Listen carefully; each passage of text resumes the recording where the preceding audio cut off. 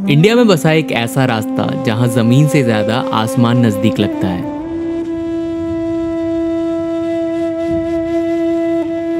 हिमाचल के किन्नौर वैली के इस हाईवे पर जब आप सफर करते हो तो एक तरफ होती है हजारों फीट गहरी खाई और दूसरी तरफ चट्टान इतनी करीब जैसे जिंदगी और मौत के बीच सिर्फ एक सांस का फासला हो। जिंदगी रिस्की होती है यहाँ या फिर खूबसूरत? चलिए पता करते हैं साथ में विद नोमैडिक सोलमेट्स और आपको ले चलते हैं हिमाचल।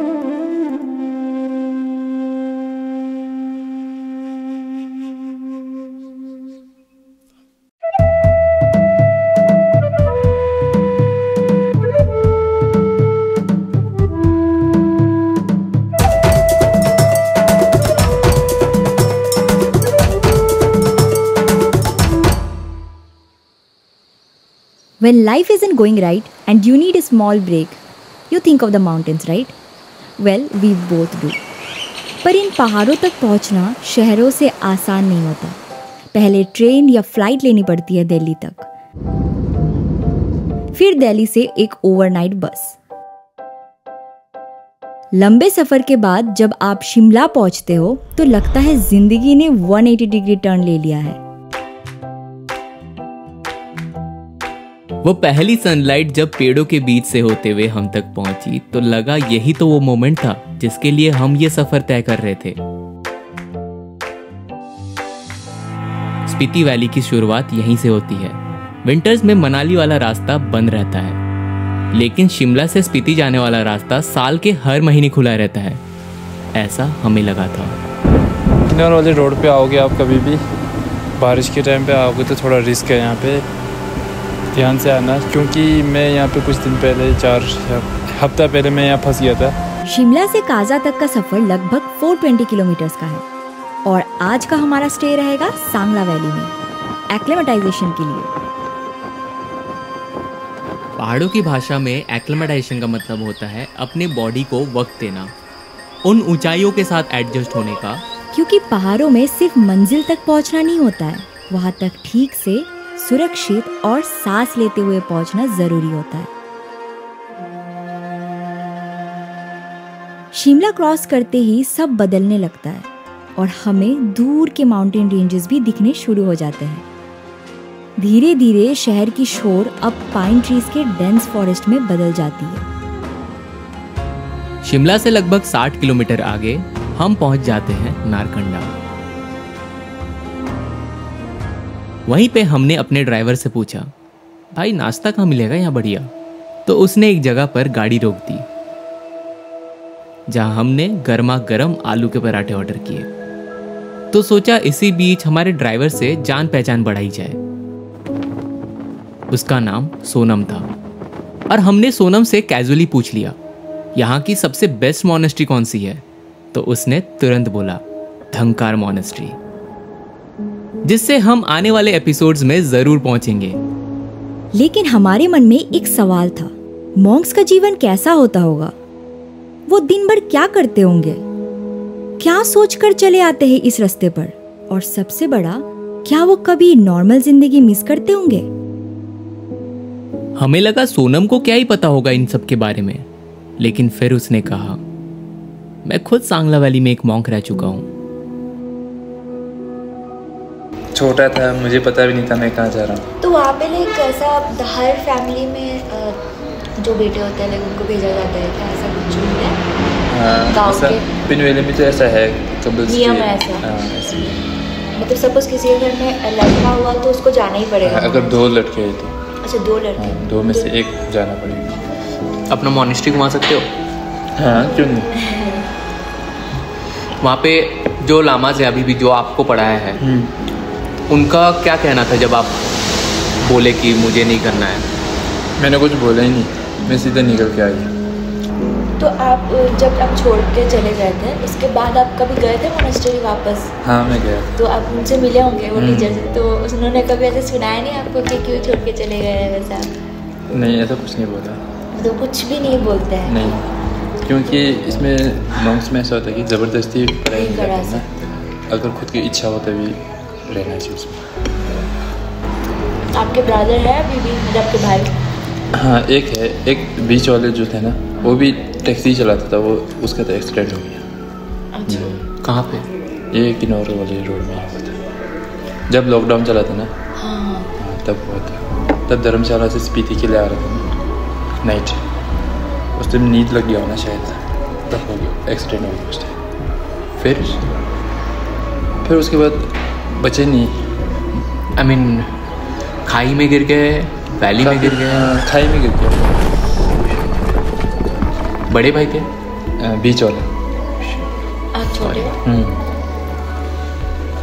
हम 2 सिस्टर है मेरी छोटी, 2 भाई थे, 5 थे हम लोग टोटल।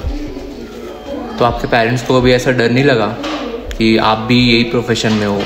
हाँ मुझे बहुत बोला था कि गाड़ी चलाते ध्यान से चलाना, जब एक्सीडेंट वगैरह होते हैं ना सुनाई देता है ऐसा कि कहीं पे एक्सीडेंट हो गया तो फ़ोन करते हैं मुझे, तो बार बार कॉल करते हैं कि कहाँ पे पहुँचे, कॉल नहीं करते है तो टाइम पे कॉल किया कर कहाँ पहुँचा, कहाँ नहीं पहुँचा, बहुत टेंशन करते हैं ना एक तो, क्योंकि पहले हुआ ही ऐसा कुछ था ना, तो मम्मी बहुत टेंशन करती है। खैर पराठे खत्म हुए और हम निकल पड़े किन्नौर की ओर एक नई एनर्जी के साथ। रोड्स और नज़ारे दोनों अब तक बेहतरीन थे, लेकिन सोनम ने बोला बस दुआ करो बारिश ना हो। इतना सुनते ही हम थोड़ा घबराए जरूर, लेकिन पता ही नहीं चला कि कब हम उन नज़ारों में खो गए। लगभग 3 घंटे के सफर के बाद हम पहुंच जाते हैं रामपुर। रामपुर हिमाचल का सबसे गर्म इलाका माना जाता है और यहाँ से स्पीति वैली का एक रॉ टेरेन की फील शुरू हो जाती है। ऐसा लग रहा था जैसे पहाड़ों ने अपना आकार बड़ा कर लिया था। दूर से दिखने वाले स्नो कैप्ड माउंटेन्स अभी पास आ रहे थे और तभी एक चेकपोस्ट पे हमें रोक दिया गया। शुरू में लगा कि शायद कोई स्टेट बॉर्डर है, पर यह चेकपोस्ट उसके लिए था ताकि अगर कुछ हो जाए तो रिकॉर्ड्स में रहे कि हम यहाँ से गुजरे थे। एक रिमाइंडर था कि हम अब इंडिया के one of the deadliest roads को क्रॉस करने वाले थे। न जाने साल में कितने जनों को इस इंडो टिबेटियन हाईवे ने अपनी चपेट में ले लिया है। आगे बढ़ते हुए हम पहुंचते हैं टारंडा ढांग, जहां से हम किन्नौर वैली में एंटर करने वाले थे। आप मेरे पीछे जो ये रोड देख रहे हो, ये इंडिया का ही नहीं बल्कि वर्ल्ड का one of the most deadliest roads में से एक माना जाता है। Welcome to Kinnaur valley and this is the famous Indo Tibetan highway. एक ऐसी जगह जहां रोड्स किसी प्लेन पर नहीं बल्कि पत्थरों को काट कर बनाई गई है। ये टेक्निक जिसे ये रोड बनाई गई है उसे कहते हैं हाफ टनलिंग और ये स्ट्रक्चर्स 1970s के आसपास ब्रिटिश एरा में डेवलप किया गया था। नीचे बहती है सतलज रिवर और ऊपर ये ह्यूज रॉकी माउंटेन्स, जिसे देखकर वाकई में आपको लगेगा कि क्या शानदार पीस ऑफ आर्ट है ये। लेकिन ज्यादा देर यहाँ रुकना खतरों से खाली नहीं। जगह जगह पर आपको शूटिंग स्टोन्स के बोर्ड्स दिखेंगे।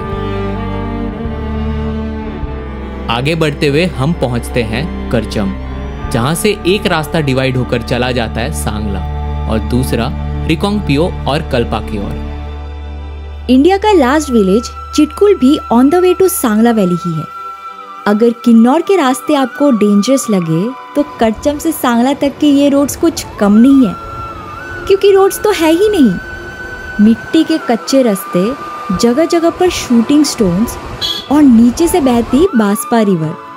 सतलज को हम करचम में छोड़ दिए। बास्पा रिवर तिब्बत से चिटकुल होकर बहती हुई करचम में मिलती है। सांगला वैली को अगर आप स्वर्ग भी कहोगे तो शायद कुछ गलत नहीं होगा।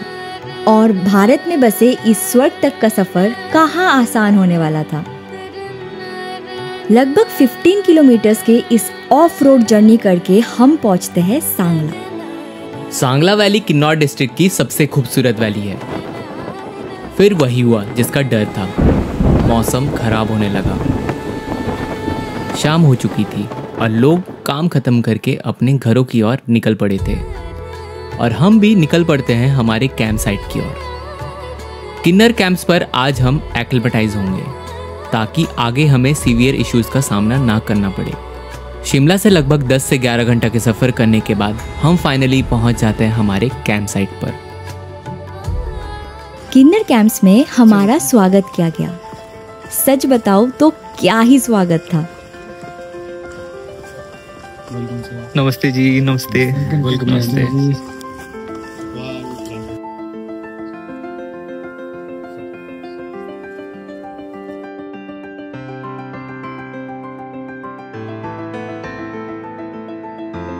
काफी 26 टेंट से।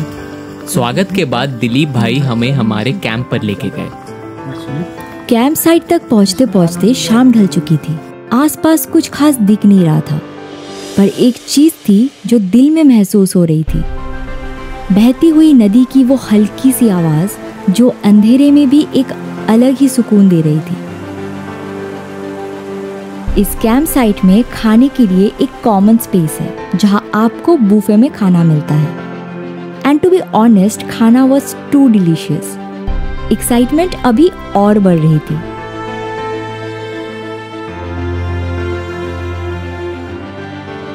सुबह लगभग 7 बजे हमने अपनी आंखें खोली। कॉफी की वो पहली सिप और हमने देखा कुछ ऐसा नजारा।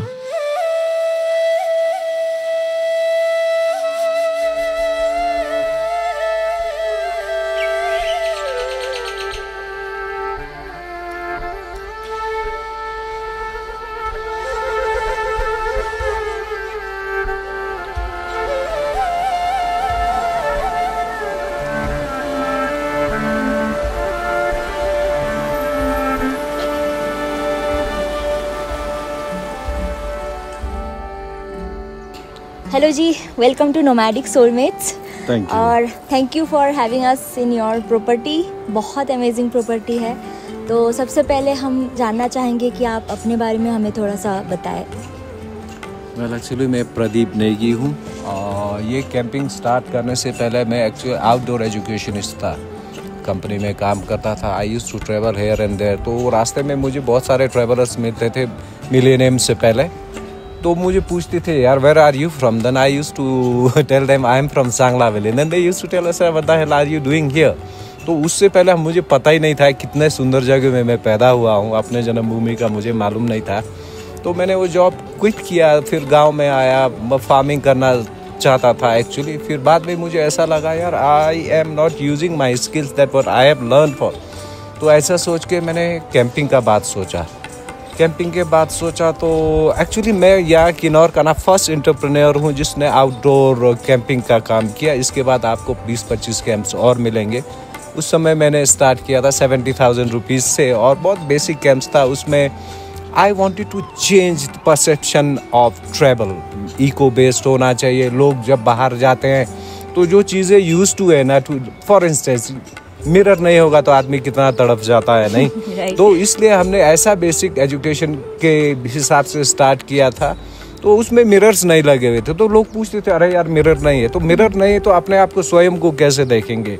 एक्चुअली ये इनवर्ड जर्नी के हिसाब से हमने स्टार्ट किया था। जैसे इनवर्ड जर्नी होता है तो आदमी अपने बारे में भी सोचता है, एनवायरनमेंट के बारे में भी सोचता है, ऐसा विचार करता है। उस कंसेप्ट के साथ मैंने स्टार्ट किया था। फिर आज 20-22 सालों में हम इस मकाम पे पहुंचे। Really wonderful. सो और एक चीज़ है, जैसे आपने बताया कि आपने सांगला वैली में फर्स्ट ये जो प्रोजेक्ट है, इस टाइप का कैंपिंग सिस्टम आपने स्टार्ट किया। तो सांगला को अगर आप 2-4 शब्दों में एक्सप्लेन करना चाहोगे तो how do you describe this place? Well actually Sangla के लिए बहुत ब्रीफ में बोलना मेरे लिए असंभव है। मैं सांगला का पैदा हुआ इस इलाके का, लेकिन I try to put this into few words. Sangla valley actually हमें ट्रैवल पॉइंट ऑफ व्यू से on the way to Ladakh and Spiti. तो लद्दाख एंड स्पीति जाने के लिए जो वेजिटेशन, अभी सांगला के बाद आपको वेजिटेशन कम होते जाएगा और इवेंचुअली आप कोल्ड डेजर्ट में पहुंचेंगे। तो आदमी की एक्लेमेटाइजेशन के हिसाब से this is the best place where you get to see trees at 3,500 metres. यही एक ऐसा वैली है जहाँ पे आपको इतने ऊंचाई पे, आप देखो ना यहाँ पे जो जितने भी वेजिटेशन देख रहे हैं वो 4,500 मीटर्स पे भी ट्री है। ऐसा जगह है जहाँ पर ऑक्सीजन का कोई प्रॉब्लम नहीं है। इन अ नटशेल मैं ये बोलने की कोशिश कर रहा हूँ, आप यहाँ आएंगे, आपको एक्लेमेटाइज करेंगे तो आपको फर्दर जर्नी आगे का रहेगा वो बेस्ट रहेगा। ऐसा भी एंड सोचता हूँ। अपार्ट फ्रॉम सांगला वैली अगर कोई कोई ट्रैवलर यहाँ पे आते हैं जिनको थोड़े से मतलब टूरिस्टी प्लेसेस नहीं बट थोड़े ऑफ बीट जगह पसंद है जो कि लेस एक्सप्लोर्ड है, तो आप क्या क्या सजेस्ट करोगे? ऐसे तो वैसे बहुत सारे जगह ही है। सांगला है 97-98 किलोमीटर्स का वैली, जिसमें से 45 किलोमीटर्स के आसपास ही टूरिस्ट का एक्टिविटी होता है। जैसे आप चितकुल के बाद नो मैंस लैंड है, आर्मी के पास ही है। तो ऐसे तो बहुत सारे हिडन प्लेसेस है। बस सांगला के हिसाब से मैं अगर सोचूंगा तो using any place like my camp, using this as base camp, you have many options to explore. पे ना एक्चुअली टूरिज्म का अभी जो वर्तमान में जो चल रहा है ना, टूरिज्म का हमारा पैटर्न बदल गया है। People are just coming and going, it's like hopping tourism. हमने जब स्टार्ट किया था, how we started is using this camp as base camp. We used to explore in the surroundings. इधर जाते थे उधर जाते थे, या कोई ग्लेशियर का स्टडी के लिए, जियोमॉर्फोलॉजी के लिए स्टडी के लिए, बॉटनी के स्टडीज़ के लिए, इस तरह के इमेंस अपॉर्चुनिटी है जो हम लोग किया करते थे। अभी अनफॉर्चुनेटली जेनजी आप लोगों का ज़माना है, उस हिसाब से टूरिज्म बदल रहा है। पोटेंशियल एंड अपार्ट फ्रॉम यहाँ पे आके सिर्फ रहना, आप और भी कुछ चीज़ प्रोवाइड करते हो जैसे कि मेडिटेशन हो गया या फिर योगा हो गया? किसी को अगर रिजुविनेट करने के लिए भी कोई जगह चाहिए तो they can choose your property, right? Well actually ना ये इसी कॉन्सेप्ट पे स्टार्ट हुआ था। As I said right in the beginning, हमारे पास मिरर्स नहीं थे। मिरर नहीं थे तो आदमी अपना शक्ल कैसे देखेगा, और बात में परेशान हो जाता मतलब था। मोर कनेक्ट होते हैं नेचर के साथ। तो फिर नेचर के साथ आदमी सोचता है, साउंड्स होते हैं। और ये कपड़े के मकान में आप लोग 5 स्टार्स में रह के आए हुए हैं यार, यहाँ पे भी आकर के आप बोलेंगे यार तेरे पास क्या लेवल का फैसिलिटी है। माउंटेन का हर चीज़ का लिमिट है, लेकिन माउंटेन का और भी कम हो जाता है लिमिट एक्सप्लोरेशन के हिसाब से। आप घर में रह सकते हैं। तो मेरा कहने का मतलब है, जब हम बाहर आते हैं ना आउटडोर्स में, जब कपड़े के मकान में बेयर मिनिमम थिंग्स आपके पास रहता है, और उस पर भी आपको बहुत सारी चीज़ें सेंसिटिव है, हाथ नहीं लगाने का, इधर लीन बैक नहीं करने का, उससे आदमी अपने आप के बारे में सोचने लगता है, अरे अब अलग जगह आया। और ये जो 5 एलिमेंट्स है ना हमारे बॉडी में, कैसा ये 5 तत्व कैसा इफेक्ट करता है। जब आप दुनिया से डिस्कनेक्ट होने का कोशिश करते हैं तो क्या करेंगे, हम सेल्फ कनेक्शन की तरफ बढ़ते हैं। तो ये जो आउटडोर में हम लोगों ने जो सेटअप बिठाया हुआ है, ओपन है, कपड़े का मकान है, उसमें आपको साउंड कंटिन्यूसली आपको बॉदर करता है। कोई लोग एंजॉय करते हैं, कोई नहीं। इस परिस्थिति में वो 5 तत्वों का अनुभव मिलता है आपको, कि जो आदमी सोचता है ना, इट्स अ सटल थिंग, कि जो आदमी रिसीव करता है वो आनंदित होता है। इसीलिए ये आउटडोर्स में हमको काम करना इसलिए अच्छा लगता है। 20-22 साल हो गए हमें काम करते हुए, हमने कभी परमानेंट स्ट्रक्चर की तरफ सोचा नहीं, क्योंकि मेरा पैशन है स्वयं का ऐसे जगह में जो लोग जहाँ से हम पैसे कमाते हैं, पैसे के अलावा दूसरों को सटल वे में क्या उनको भी आनंदित मिले।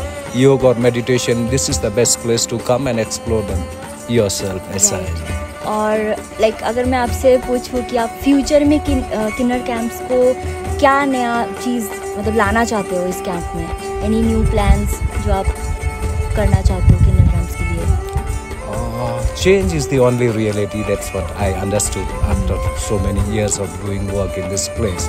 अभी जो टूरिज्म का ट्रेंड है, उस हिसाब से मेरे पास जो क्लाइंटेल है, बहुत कम लोग ऐसा है जिनको योग, ध्यान या आउटडोर ऐसा कनेक्ट होने के बहुत सारे कम टूरिस्ट है। अभी नेचर है हॉपिंग टूरिज्म का, तो मुझे भी इस इंडस्ट्री में सरवाइव करना है, इसलिए मैं परमानेंट स्ट्रक्चर की तरफ शिफ्ट हो रहा हूँ।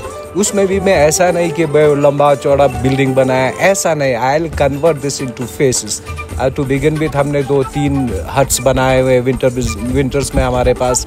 हम भी अब राउंड द ईयर बिजनेस में आएंगे, लेकिन हमारा थीम एक्चुअली में रहेगा योग और ध्यान, रिजुविनेट योरसेल्फ, ऐसा ही कंसेप्ट रहेगा। मैं इसको ऐसा डिस्ट्रॉय नहीं करूँगा जैसा कि अभी आपको दिख रहा है। आप फ्यूचर में कभी आएंगे, टेंट्स की जगह में हट्स मिलेंगे, लेकिन इन जनरल ये स्ट्रक्चर हम नहीं बदलेंगे। तो आप काइंड ऑफ एक्सटेंड करेंगे इस चीज़ को, बट ये स्टिल यही रहेगा, camps will be there will be camps for sure, लेकिन कुछ चेंजेस में कुछ यूनिट्स हम बदलने जा रहे हैं, हट्स में परिवर्तन करना चाहते हैं। Okay, it was a nice session, nice conversation with you. I'm glad कि मैं यहाँ पे आई और आपकी प्रॉपर्टी में स्टे की। रियली मुझे बहुत चेंजेस फील हुए। मतलब मैं बोलना चाहती हूँ इन शॉर्ट कि अगर सपोज़ मैं किसी 5 स्टार होटल में या कहीं पे भी, there were options to stay in Shimla, और भी जगह थे चिटकुल वगैरह में, बट हमने इस प्रॉपर्टी को चूज़ किया। आई एम ग्लैड और थैंक यू सो मच कि आपने हमें होस्ट किया। It was a nice session with you and it's really pleasure to meet you. Thank you very much, my pleasure too. Thanks. आगे की कहानी में हम आपको लेकर चलेंगे बदसेरी गांव की ओर और एक्सप्लोर करेंगे इंडिया के लास्ट विलेज को।